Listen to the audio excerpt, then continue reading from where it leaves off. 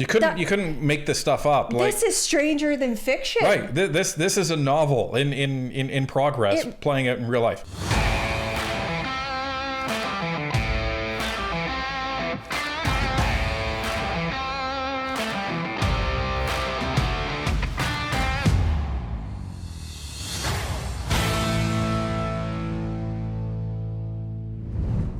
Good evening, NP Nation. We had a very different video prepared for you regarding the Terrebonne riding, but we found this breaking news and we threw out the old video and are recording this one now. Ryan is not really amused, but kind of amused just because of the nature of this breaking news. Anyway, 30 minutes of video in the trash, but let's take a look. Liberals won Terrebonne, Quebec riding by 1 vote. But this woman's bloc ballot wasn't counted. Bloc Québécois voters' mail-in ballot was returned to sender after the election, CBC News. Now, just to remind everybody, this is the result of the judicial recount of the Terrebonne riding, and you can see that Liberal Tatiana Auguste won with 23,352 votes, 1 vote more than Bloc Representative Nathalie Sinclair-Desgagnés with 23,351. Elections Canada says it is investigating after a voter in a Quebec riding came forward with an envelope that had been returned to sender. Inside was a vote for the Bloc Québécois in the Terrebonne riding, where, as it stands, incoming Liberal MP Tatiana Auguste was declared the winner by 1 vote after several recounts. Elections Canada said the return address printed on this elector's return envelope was incorrect, specifically part of the postal code. Quote, "We are still working to gather all the facts. We will be able to get back to you as soon as we have more information," end quote, the agency said in a statement to CBC News. The voter, however, remains irked by the situation. Terrebonne resident Emmanuelle Bossé said she sent in her vote on time for the April 28th federal election. Quote, "I wasn't the one who got Election Canada's address wrong on the envelope," end quote, she told Radio Canada. Quote, "Elections Canada glued this label on the envelope. I had nothing to fill. I just had to put my vote in there," end quote. She says she mailed her vote in on April 5th and it was returned to her on May 2nd. Auguste's 1 vote victory was highly unusual, making international headlines and attracting significant attention on social media as she appeared to flip a riding long held by the Bloc. Now, this is a screenshot of the picture that the that the voter actually had, and you can see that the postal code there is on a label that was put there by Elections Canada. So when Tanya first came across the story, like literally 3 minutes ago, I initially thought that it was the actual voter who wrote their own postal code wrong, and I thought, okay, well, that's their own fault. But no. This is Elections Canada that actually put the postal code on wrong. So when it was actually sent through the mail, Canada Post said, sorry, can't find it, return to sender. So this was a valid vote cast, and this would have been, stamped in Canada Post as to when they received this. So it was cast on time and should have been counted. And if it was counted, this election would be in a tie. Now, in the video that you're not going to get to see because there's no point to actually posting it now, I actually talked about this, and I can prove it if we ever need to.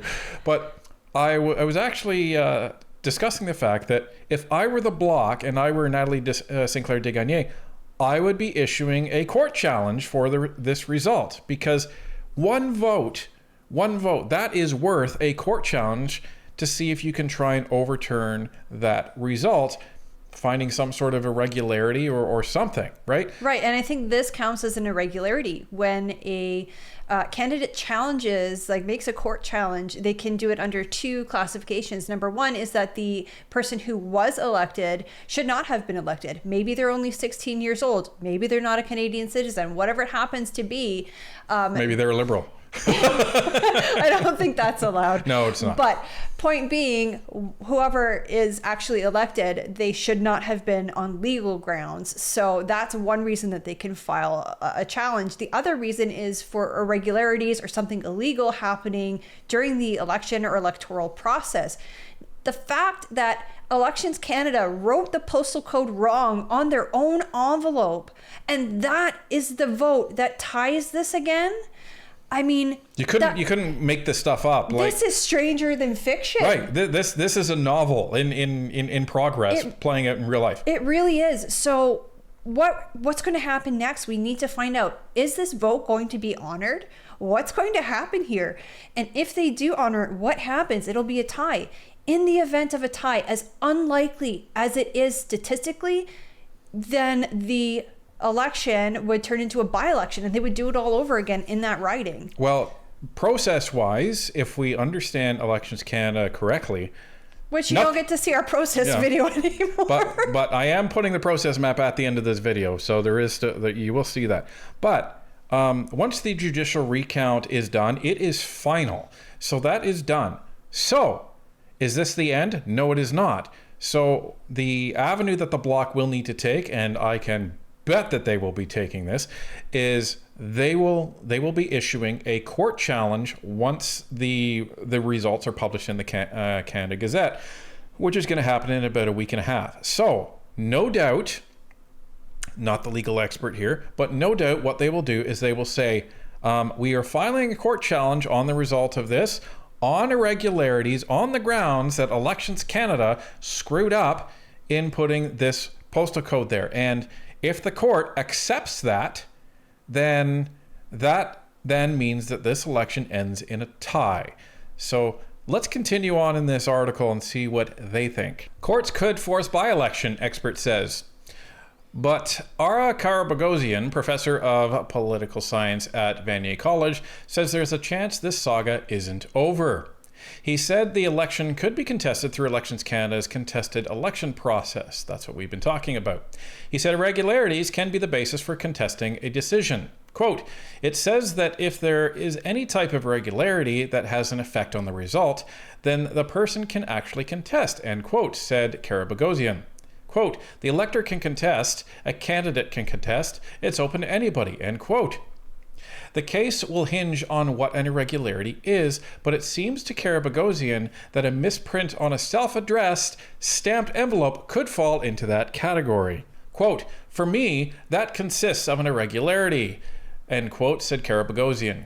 Quote, but the second step is to determine whether that irregularity affected the result, end quote. Well, I am sure it did. An irregularity that doesn't affect the outcome would be discarded. However, in this case, one vote would have made a difference in Terrebonne. Bossé would still need to take Elections Canada to court, and then it will be a legal decision, he explained. Quote, this is the interesting part, end quote, said Karabagosian said. We're in uncharted waters. If the court does decide Bossé's block vote should be counted, quote, we should have a by-election, end quote, he said. That would be the logic that would apply, but again, this is where the uncharted waters come in to play. So this is nuts. Unprecedented. What are the odds that out of over 61,000 votes, we could be looking at the possibility of a tie? Well, I don't know if this has ever happened in our country's history. They have a process for it, which is that we go to a by-election in the event of a tie. But this is just wild. Well, and I've said this, other people have said this, the odds of someone winning by one vote in an election, with tens of thousands of voters is statistically small. Like, it's very, very small. On top of that, now to calculate the odds of one person whose vote wasn't actually counted because Elections Canada put a misprint on the actual mailing label, so it's sent back, and that vote would have actually made that election into a tie. You want to talk about statistically small?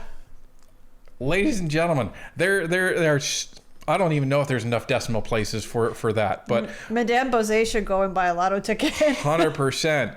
And if she's, I think absolutely she's going to do a court challenge. And It's going to be interesting to see how this plays out. We are going to have to wait a couple of weeks before this actually gets underway, and then this actually gets into court. But folks, this seat, this election, it ain't over yet.